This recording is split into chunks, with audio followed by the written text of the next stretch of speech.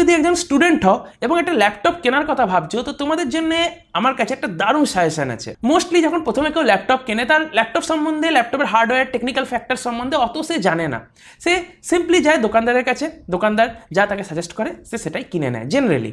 Even আমার সঙ্গেও এরকমই হয়েছিল। 2012 সালে যখন প্রথম আমি ল্যাপটপ কিনেছিলাম, আমি ল্যাপটপ সম্বন্ধে কিছুই জানতাম না। এনিওয়ে, আজকের কথা যদি বলি, স্টুডেন্টদের গোটা কয়েক রিকোয়ারমেন্টস থাকে, সেই হিসাবেই তারা ল্যাপটপ কেনে।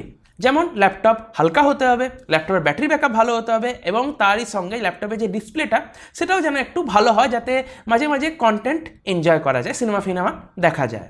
তোমার রিকোয়ারমেন্টস অনুযায়ী ল্যাপটপ তো তুমি অবশ্যই পাবে, কিন্তু আলাদা আলাদা করে প্রত্যেকটা স্পেসিফিকেশান ধরে ধরে ল্যাপটপ কেনার থেকে সবথেকে ভালো হয় যদি তোমরা দেখে নাও ল্যাপটপে ইভো মার্ক আছে কিনা।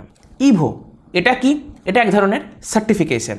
দেখো, ইভো সার্টিফিকেশন সেই সমস্ত ল্যাপটপদেরই দেওয়া হয় যারা কিছু স্পেসিফিক ক্রাইটেরিয়াকে ফুলফিল করে। যেমন ল্যাপটপটা লাইট ওয়েট হতে হবে, ল্যাপটপে ফুল এইচডি ডিসপ্লে থাকতে হবে, ল্যাপটপের ব্যাটারি ব্যাকআপ 9 ঘন্টার থেকেও বেশি হতে হবে, ল্যাপটপটাকে ফাস্ট চার্জিং সাপোর্ট করতে হবে, এবং ল্যাপটপে ওয়াইফাই 6-এর কানেক্টিভিটি থাকতে হবে।